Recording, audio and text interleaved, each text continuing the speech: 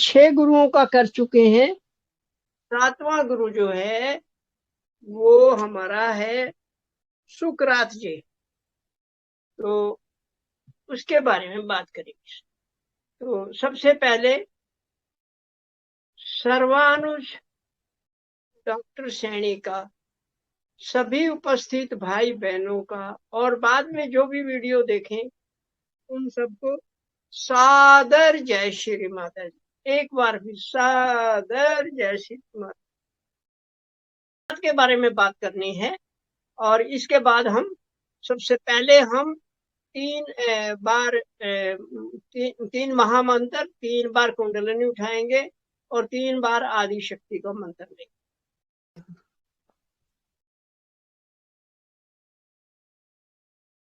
ओम त्वमेव साक्षात् श्री महालक्ष्मी महासरस्वती महाकाली त्रिगुणात्मिका कुंडलनी साक्षात श्री आदि शक्ति माता जी श्री निर्मला देवी नमो नमः। ओम तुम्हें साक्षात श्री कल्कि साक्षात श्री आदि शक्ति माता जी श्री निर्मला देवी नमो नमः। ओम त्वमेव साक्षात श्री कल्कि साक्षात श्री सहस्त्रार स्वामिनी मोक्ष प्रदायिनी माता जी श्री निर्मला देवी नमो नमः। ओम त्वमेव साक्षात श्री गणेश साक्षात श्री आदि शक्ति माता जी श्री निर्मला देवी नमो नमः। लेफ्ट एंड राइट स्वादिष्ठान पर। ओम त्वमेव साक्षात श्री महासरस्वती हनुमान जी साक्षात श्री आदि शक्ति माता जी श्री निर्मला देवी नमो नमः। गणेश के 12 नाम।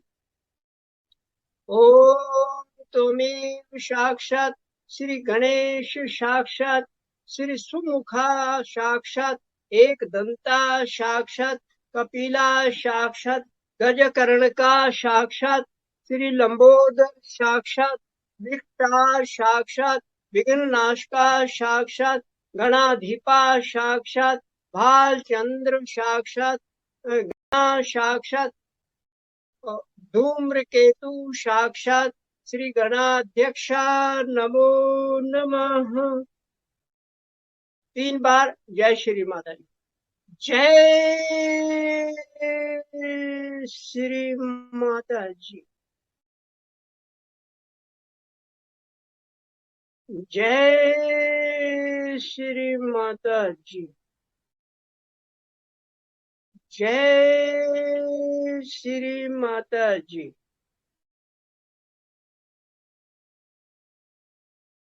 ओम तुम्हें साक्षात श्री आदि शक्ति माता जी श्री निर्मला देवी नमो नमः।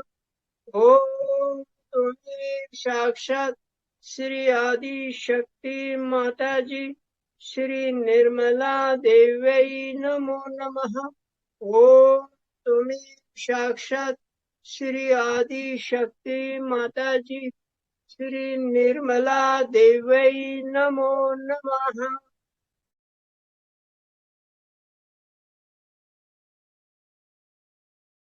जय श्री माता जी। आज हम भव सागर के 7वें गुरु श्री सुकरात जी के बारे में कुछ मोटी मोटी बातें करें। किसी गुरु के बारे में हम जैसे साधारण मनुष्यों के लिए इतना संभव नहीं है कि उनके बारे में बहुत कुछ कहा जा सके। और वो भी थोड़े से। फिर भी हम प्रयास करते हैं, श्री माता जी से प्रार्थना करते हैं कि थोड़े शब्दों में जो भी कहलवाना है कहलवाना। और मेरी माँ बहुत दयालु है और वो हमसे ये कार्य करवा लेते। आदि गुरु दत्तात्रेय के 7वें अवतार रूप बीमारियों का इलाज करने का मौका मिल गया। ये माँ की ही कृपा है कि इन 10 गुरुओं को और आदि गुरु दत्तात्रेय को सम, यथोचित साम्राज्य के सिंहासन पर बिठवा दिया। और इसका प्रूफ ये होता है, जब मान लो राजा जनक और साईनाथ को बुलाते हैं और अस्थमा ठीक हो जाता है, इसका मतलब वो वहां पर विराजमान है। ऐसे ही जब जरथुस्त्र और सुकरात को बुलाएंगे तो कमर दर्द ठीक हो जाता है, इसका मतलब यहाँ पर वो विराजमान है, तभी तो हमारे रिक्वेस्ट सुन रहे हैं। तो इस तरह हम इन गुरुओं के बारे में, इनके उचित स्थान के बारे में हमें पता लग गया। अब एक बड़ी बात थी, भव सागर तो है नाभि के चारों तरफ, और श्री माता जी ने आदि गुरु दत्तात्रेय और उनके 10 अवतार बता दिए कि भव सागर में है। पर इस भव सागर में तो ढूंढना इतना आसान नहीं था, और सतत प्रयास और प्रेरणा के कारण श्री माता जी ने हमें वो स्थान दे दिया कि उनका जगह मिल गई हमारे शरीर में। ये स्पिरिचुअल है, आध्यात्मिक गुरु है, और शरीर के अंदर 11 ही हमारे जो सारे हैं, हार्ट को मिला के। तो ये क्योंकि ये शरीर में फिक्स जगह पर है, तो हम इनको फिर उस हिसाब से, जो पुराने जमाने से पहला गुरु हुआ राजा जनक के बाद में लास्ट तक हम उनको ले आए, तो वो उसी क्रोनोलॉजिकली बोलते हैं उसको। तो उसके साथ यानी जन्म के आधार पर हम उनके लिस्ट बनाई और उसको सेट कर। तो ये तो प्रूफ है कि भाई इस तरह ये लोग आगे, और हमारे फिजिकल ऑर्गन के पर इनका सिंहासन है, या वो फिजिकल ऑर्गन इनका साम्राज्य है। आप लोकेशन बता दी, लेफ्ट राइट किडनी पर है, लेफ्ट पे जराथुस्त्र है। और सुकरात जी ग्रीस या यूनान में, एथेंस जगह है, बहुत मशहूर जगह है, पुराने जमाने से है। एथीना वहां की देवी है, वहां पैदा हुए थे 469 BC, यानी ईसा से पहले 469 वर्ष पूर्व इनका जन्म हुआ था। और इनकी मृत्यु जो हुई है वो 399 BC में हुई। इसका मतलब यहाँ निकलता है कि ये 70 साल के थे। अब सुकरात जी ने अपने बारे में ज्यादा कुछ नहीं लिखा, पर ये एक महान शिक्षक, एक बहादुर सिपाही भी थे, और आर्मी के अंदर, और महान विद्वान, अनुभवी शिक्षक, एक महागुरु और लेखक, राजशाही में प्रशासक थे। इनका बहुत बड़ा अनुभव हुआ था, और एथेंस जो इस वक्त भी है वहां पर इनका जन्म हुआ। अब एथेंस की बात ध्यान में आते ही हमें एक घटना याद आ रही है। 2017 में सर्वानुज को ग्रीस जाने का मौका मिला, और लकीली मैं एथेंस में गया।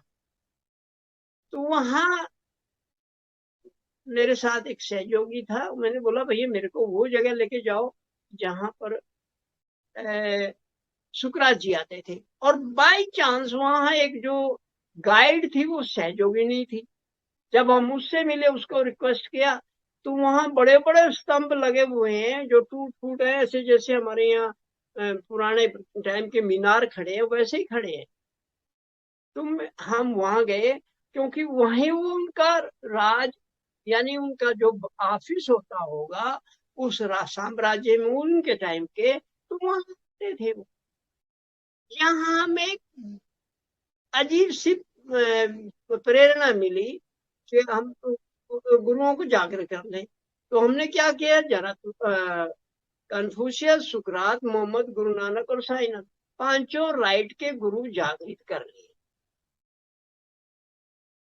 हो गया, भूल गए।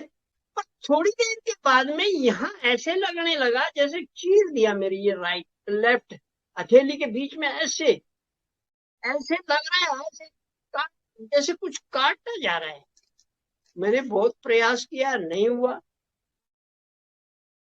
बहुत देर सोचने लगा क्या हुआ क्या हुआ। बाद में समझ में आया कि देखिए यहाँ एक सबके लिए एक है कि जब हम लेफ्ट राइट को हमने जागृत कर लिया, लेफ्ट छोड़ दिया, तो हमारा तराजू का पलड़ा ऊपर नीचे हो गया। दैट मीन्स हम इम्बैलेंस आ गए। तो फिर माफी मांगते हुए हमने राइट के लेफ्ट के भी पांचों गुरुओं का आह्वान किया और राइट का भी एक साथ फिर किया। दोनों को एक साथ बुला के जब किया, सच शांत हो। ये बड़ा प्रूफ था अपने लिए भी कि अगर हम एक पर्टिकुलर गुरु का कर रहे हैं तो आज पहले हम आदि गुरु दत्तात्रेय से कर ले, और अगर समय है तो सारे गुरुओं को कर ले। परंतु अगर आदि गुरु दत्तात्रेय को कर लिया फिर किसी भी गुरु पे जा सकते हो, क्योंकि वो उसके अवतार हैं, वो उसका कहना मानेंगे। अगर हम आदि गुरु दत्तात्रेय को पहले इन्वॉल्व कर लेंगे तो इस प्रकार है। अब इनके बारे में किसने लिखा, कैसे पता लगा? इतिहासकार बोलते हैं इनका एक बहुत बड़ा चेला था, उसका नाम था प्लूटो। और प्लूटो एक बहुत बड़ा दार्शनिक था, और उनके कारण आज भी उन्होंने जो सिद्धांत लिखे वो चल रहे हैं। पूरी दुनिया में उनका बोलबाला है। इनका दूसरा, ये पहला चेला था, दूसरा चेला इनका था अरिस्टोटल। और एक इनका हुआ और चेला, जो वैसे तो बहुत थे, समझे कॉलेज में पढ़ाते थे, यूं ही समझ लो उसमें कितने स्टूडेंट होंगे, पर ये 3-4 नाम तो बहुत मशहूर हैं। उनका नाम था जेनाफोन, यानी प्लूटो, अरस्तु और जेनाथोन। ये जेनाफोन, सॉरी, जेनाफोन, ये चेले इनके बहुत मशहूर हुए। और प्लूटो ने ही इनके लाइफ के बारे में, इनके सिद्धांतों के बारे में, इनकी फिलॉसफी के बारे में इन्होंने दार्शनिकता दी, इन्होंने जो समाज में प्रिंसिपल दिए जो इन्होंने, वो सारा इन्होंने उसमें नोट किया। तो इस प्रकार ये हुआ। आप अगली बात पे चलते हैं। यहाँ दूसरी बात हम साथ ही साथ, पहले इनके पिताजी जो थे ना, वो एक मूर्तिकार, मूर्ति बनाते थे पत्थर की, और वो बेचते थे। और इन्होंने भी बेचने का भी काम किया और कुछ तराशने का भी काम किया स्टार्टिंग में। जब ये पढ़ लिख के बड़े विद्वान हो गए और इन्होंने ईश्वर के बारे में विचार किया, तो इनको लगा कि ईश्वर तो एक है। बहुत सारे गुरुओं ने ऐसे बोला है, पूरी लिस्ट है उनकी। और इनको भी लगा गुरु ईश्वर एक है। अब इनको क्यों लगा ऐसा? क्योंकि उस समय इतना कम्युनिकेशन तो था नहीं जैसे आज हम इंटरनेट पे या फोन करके एक दूसरे के देश में पता कर लेते हैं। इनको एक बड़ी बात पिंच कर गई, चुभ गई। इनके जमाने में ये एथेंस के अंदर या ग्रीस के अंदर, छोटे बड़े शहर के अंदर अपना ही एक देवता होता था, एक भगवान होता था। जैसे हम जाने ले बॉम्बे, दिल्ली, करनाल, तो इनका सभी का अपना अपना एक देवता था। एथेंस का भी एक देवता था, एक देवी थी। एथेंस जो देवी है वो अथीना नाम है उसका, वो तो आज भी वहां मशहूर है। तो इन्होंने क्या किया, इस चीज को हाईलाइट कर दिया, भैया भगवान एक ही है। और ये जो हम पूजा पद्धति लगे हुए हैं हर शहर में अपने अपने, ये उचित नहीं है। इन्होंने कह दिया, विचार प्रसार कर दिया, बता दिया, और इनका इसको भुगतना पड़ा बहुत बड़ा खामियाबा, खामियाजा बोलते हैं। तो इनको वो सजा मिली। क्या हुआ, वहां पर जो मंदिर थे, उनके जो पुजारी थे, तो उनकी तो रोजी रोटी पे लात लग गई। उन्होंने सारों ने मिलके इनके खिलाफ षड्यंत्र रचा और कोर्ट में केस डाल दिया। ये भगवान के विरुद्ध हैं, जनता को बहला रहे हैं, फुसला रहे हैं और मिसगाइड कर रहे हैं। कोर्ट में हाजिरी हो गई। अब अपोजिशन ने इनके खिलाफ सारा ही जहर उगल दिया और ये चुप खड़े रहे। तो इनके फॉलोअर्स थे, इनके मानने वाले थे, वो सब कह रहे आप अपना बचाव कीजिए, परंतु इन्होंने कुछ नहीं कहा। इन्होंने कहा अगर ये सच्चाई है तो इस सच्चाई के लिए मुझे अगर प्राण भी देने पड़ेंगे तो दे दूंगा। और अपने सिद्धांत के लिए इन्होंने अपने प्राण न्यौछावर कर दिए। कोर्ट का फैसला हुआ कि तुमको ये जहर का प्याला हाथ में लेके खुद ही पीना है। सबने बोला अपना एडवोकेसी कर लो यानी वकालत कर लो, नहीं।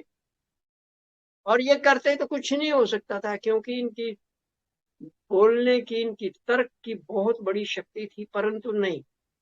और इन्होंने जहर पिया और 70 साल की उम्र में ये अपने सो। परंतु भले ही आज से इतने दिन पहले इनका स्वर्गवास हो गया, परंतु इनकी जीवनी, इनके सिद्धांत, इनके जो प्रिंसिपल है, इन्होंने जो किताबें लिखी, उनके थ्रू ये आज जीवित है। यही महापुरुषों का हुआ है। तो इस प्रकार ये जहर के, यहाँ एक छोटा सा रेफरेंस और आ गया। हमारी मीराबाई ने भी को भी जहर दिया गया और उन्होंने भी जहर पिया, परंतु वो भक्ति में इतनी लीन थी, इतनी समर्पित थी श्री कृष्ण के प्रति, भगवान के प्रति, उनको जहर का कोई असर। ये डिफरेंस। बहुत सारे चीजें आपस में जब हम इनको विश्लेषण करते हैं, कई डिफरेंस मिलते हैं। अब इन्होंने एक काम और किया, उस समय के साम्राज्य के अंदर और समाज के अंदर जितनी भी कुरीतियां थी, उनको इन्होंने दूर करने का प्रयास किया। इनके बहुत सारे विद्यार्थी थे, अनुयायी थे, और इस प्रकार इन्होंने सच्चाई की लड़ाई लड़ी। भले ही लास्ट में इनको अपने जीवन की आहुति देनी पड़ी, परंतु आज तक इनका नाम है। इसके बाद हम अगली बात क्या करें, इनकी शिक्षा में एक बात बहुत बड़ी थी।